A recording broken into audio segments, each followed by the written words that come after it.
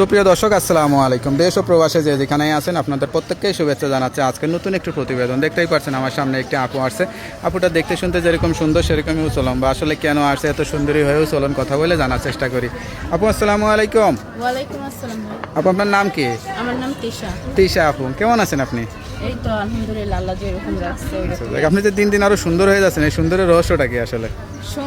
সৌন্দর্য হচ্ছে আল্লাহর দান। সুন্দর তো আল্লাহ মানুষকে বানায় নিজের হাতে, এর জন্যই সুন্দর হয়তো। আচ্ছা আচ্ছা, না কোনো মানে কেরামতি আছে কিনা, বা কোনো রূপচর্চা বা এরকম কোনো টিপস আছে কিনা যে আপনার জন্য, আপনার কথা শুনে সবাই সুন্দর হয়ে যাবে, এরকম কোনো টিপস আছে কিনা? না, এরকম কোনো টিপস নাই, শুধু মনে করেন মানুষের সাথে ভালো ব্যবহার করুন, সত্যি কথা বলবেন সবসময়, তাইলে সৌন্দর্য আরো বাড়বে। হাসি খুশি থাকলেই হবে, তাই না? হ্যাঁ, হ্যাঁ। পরিবারে কে কে আছে আপনার? আমার মা আছে আর ছোট বোন আছে একজন।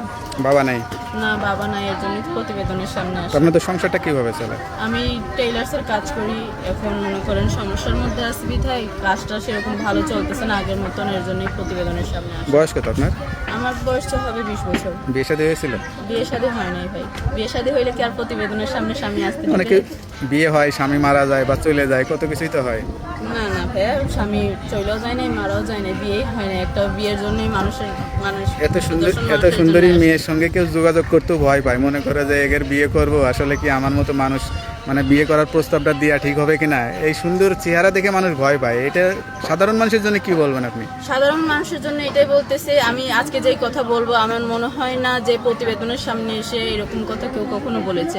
আমি সোজাসুজি, আমার কথা একটাই, আমি সাভার থাকি। কেউ যদি আমাকে মন থেকে ভালোবেসে বিয়ে করতে চান, ডাইরেক্ট আমার ঠিকানা দেওয়া আছে সাভারে।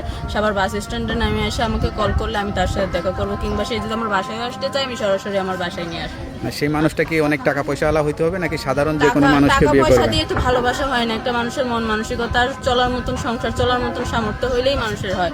টাকা পয়সা দিয়ে সবকিছু হয় না, ঠিক আছে? মনে করে হয়তো এর অনেক চাহিদা থাকতে পারে, বিয়ে করলে 2-3টা কাজের বুয়া রেখে দিতে হতে পারে। মানুষের, সাধারণ মানুষের কথা চিন্তা ভাবনা থাকে না, বোঝেন না?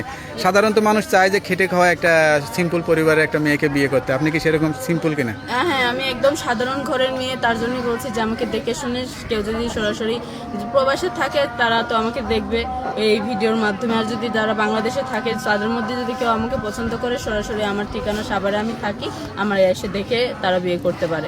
কারণ আমার ভিতরে সৎসাহস আছে, আমার কোনো মনে করেন 2 নাম্বারই নাই ভিতরে, এর জন্য আমি আমার ঠিকানা বিয়ে করার চাইতেও তো আপনি জীবনটাকে আরো সুন্দর করতে পারেন। আপনি যেহেতু সুন্দর আছেন, মিডিয়াতে কাজ করে বা নিজেকে ভালো মিডিয়ার অভিনয়, চান্সটা তো সবার জন্য আসে না। যদি আসে তাহলে কি করবেন? যদি আসে তাহলে তো এটা ভাইবা দেখার বিষয়, ঠিক আছে? আর যদি আমি পারি যে পর্দা করে কোনো একটা মানুষ আমাকে পর্দার মধ্যে রাখছে বা ভালো পরিবেশে আমাকে রাখার ব্যবস্থা করে দিচ্ছে, তখন তো আমি সেই ব্যবস্থায় যাব। আচ্ছা আচ্ছা, গান টান গাইতে পারেন?